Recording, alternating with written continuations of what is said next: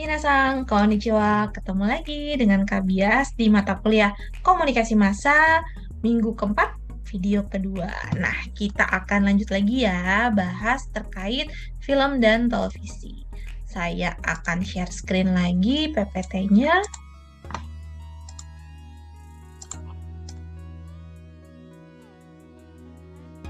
Oke. Kita langsung lanjut ya ke PPT terakhir kita.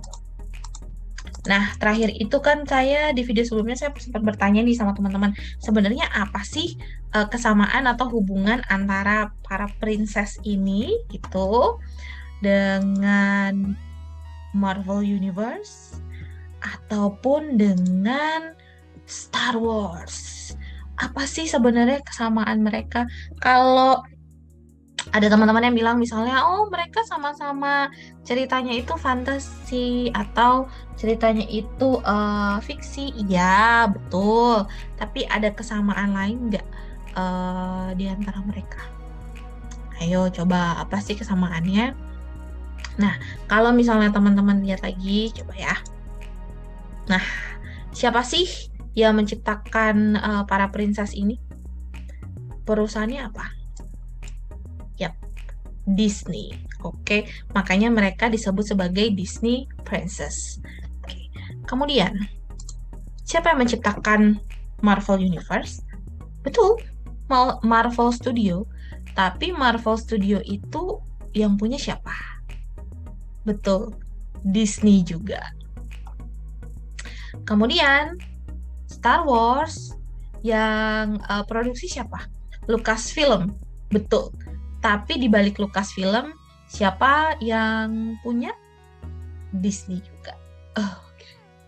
Jadi, Disney itu banyak sekali menguasai franchise-franchise film yang ada di dunia, guys. Mereka gila-gilaan, luar biasa. Nah, kalau misalnya kita mau lihat nih, ada satu artikel, saya sudah kasih linknya juga di dalam kolabor kalian. Saya pindah dulu ke bawah. Oke, ada satu artikel ini saya sudah kasih linknya benar di kolabor kalian. Kalian bisa baca lengkapnya seperti apa. Tapi the artikel ini membahas tentang 6 perusahaan yang memiliki hampir semua media.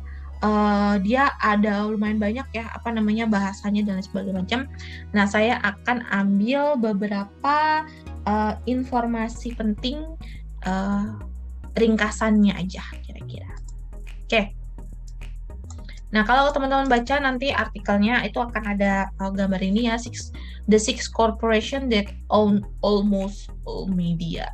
Jadi, tanpa kita sadari sebenarnya perusahaan-perusahaan media yang ada sekitar kita itu dikuasai oleh 6 perusahaan ini. Kita lihat, yang pertama itu ada namanya National Amusement. This is the owner, Bapak Summer Redstone ya. Kekayaannya dia 4,6 miliar dolar. Banyak.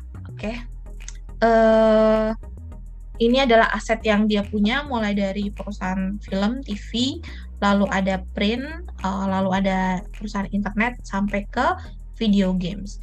Jadi dia menguasai MTV, Nickelodeon, Showcase. Mungkin teman-teman pernah dengar ya Nickelodeon, MTV, CBS. Kemudian ada lagi Viacom. Terus kalau dari video game, CBS Games dia punya. Oke. Kayaknya belum banyak ya. Kayaknya belum banyak. Ini mah kita lihat yang berikutnya. Kok kagak mau? Nah, sekarang Disney ya, ini bapak ini adalah CEO-nya dengan penghasilan 44 juta dolar setahun. Banyak banget. Ya gimana nggak banyak? Nih saya bersanding sama bapaknya deh biar sama-sama biar ketularan gajinya ya. Kita lihat nih Disney punya apa aja. Kalau dari perusahaan TV dan film, banyak banget tuh. ESPN, ABC, Marvel, ya tuh Marvel Studios ada di sini, Pixar, Vice, Lucasfilm, berbagai macam Disney. Terus yang printnya dia juga punya ABC Press, Disney Books, Marvel Comics, video games juga dia punya sih. Banyak banget loh yang dikuasai sama Disney. Terus kita lihat lagi, ini dari Time Warner. Ini CEO-nya, si bapaknya, gajinya 32 miliar ya, nggak sebesar Disney. Lihat dia punya Warner Brothers, HBO, CNN, Cinemax, Cartoon Network, kemudian dia juga punya perusahaan cetak, ada Time, video games, ada music, ada internet, dan juga dia punya investment. Kemudian ada Comcast. Comcast ini CEO-nya ya. Kemudian Comcast ini membawahi banyak sekali NBC, Illumination Entertainment, mungkin yang teman-teman suka nonton Minions. Nah, itu kan dari Illumination Entertainment kan. Universal Studio, itu semua dibawa dia. Hulu, itu juga dibawa dia. Dan dia juga punya berbagai macam ventures dan juga perusahaan internet. Lalu Rupert Murdoch, ini bapaknya media massa, sangat terkenal nih beliau ya. Si Rupert Murdoch ini saya juga pernah bikin tulisan tentang beliau yang luar biasa banget sebagai pengusaha di bidang media. Dia menguasai itu Fox, berbagai macam Fox, lalu Net Geo, lalu dia juga punya perusahaan-perusahaan media cetak ya mungkin sekarang sudah tidak terlalu banyak, tapi ini masih ada perusahaan media cetak mereka dia. Oke, jadi si Rupert Murdoch ini adalah executive chairman-nya. Kemudian ada lagi dari Asia yaitu Sony. Sony ini bapaknya ya di atas ini, dia CEO-nya. Enggak banyak sih gajinya, tapi ya tetaplah ya jauh dari gaji kita mah. Dia menguasai berbagai macam TV dan film, perusahaan TV dan film, IXN, Animax, Sony Pictures Animation, musik juga dia kuasain, internet, non-media, sampai ke investment. Banyak banget kan? Nah, jadi kalau misal kita lihat, itu ada banyak banget dampak dari kita bisa lihat ya, sekarang media itu sudah sangat terkonsentrasi industrinya.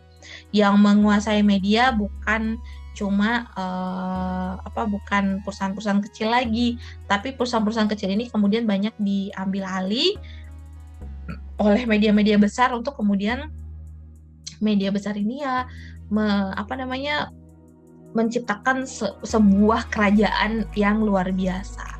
Nah, menurut teman-teman sebenarnya dampak seperti apa sih dari konsentrasi industri film yang bisa terjadi gitu? Apa sih dampaknya? Nah, saya kasih satu artikel di bawah tersebut. Saya juga taruh artikelnya di dalam kolabor teman-teman.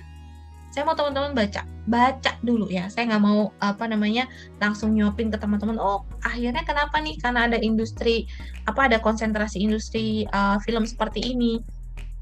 Saya mau teman-teman baca dulu artikelnya, kemudian saya pengen tahu pendapat teman-teman apa. Khusus untuk pendapat teman-teman di pertemuan ini, silakan tolong jawab di forum yang ada di kolabor ya. Nanti saya kasih satu forum sendiri khusus untuk pendapat teman-teman setelah teman-teman membaca artikel yang ada di bawah. Oke.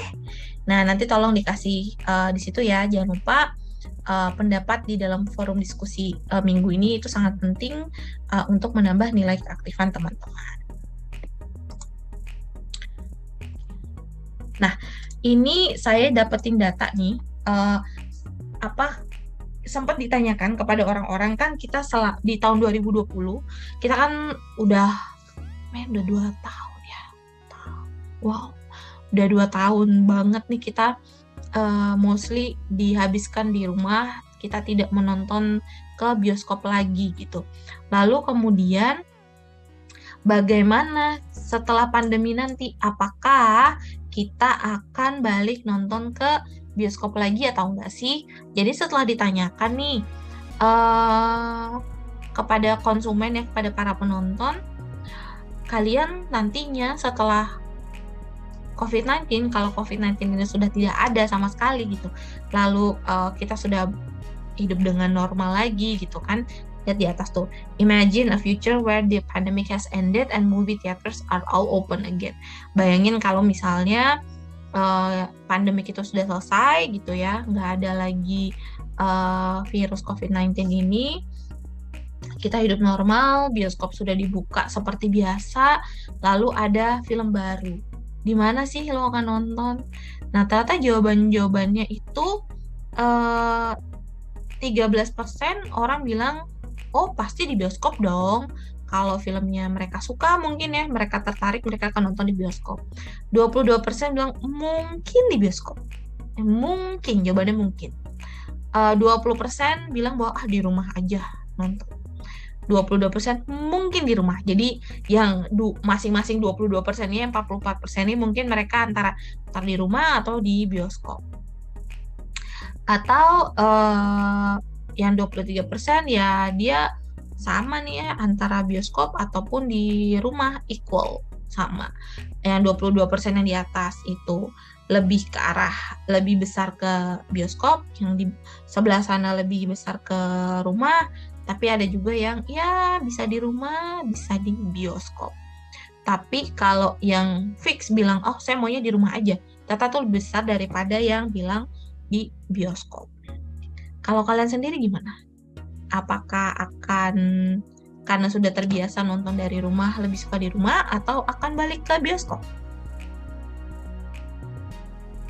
Nah, sebelum kita masuk ke TV, kalau saya sendiri sih, kalau saya mungkin akan equally likely at theater or at home ya, karena balik lagi kita akan lihat filmnya seperti apa. Kalau filmnya memang seperti ya superhero yang enak ditonton layar lebar, ya mungkin saya akan nontonnya di bioskop. Tapi kalau filmnya cuma romcom, di rumah juga bisa. Kalau teman-teman sendiri gimana? Coba kasih jawaban di kolom komentar ya. Oke. Nah, saya akan stop share dulu. Oke.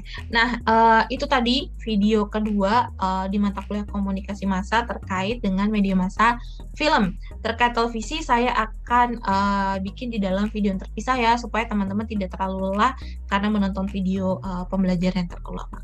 Oke, kita ketemu di video ketiga. Jangan lupa ditonton ya. Oke, dadah.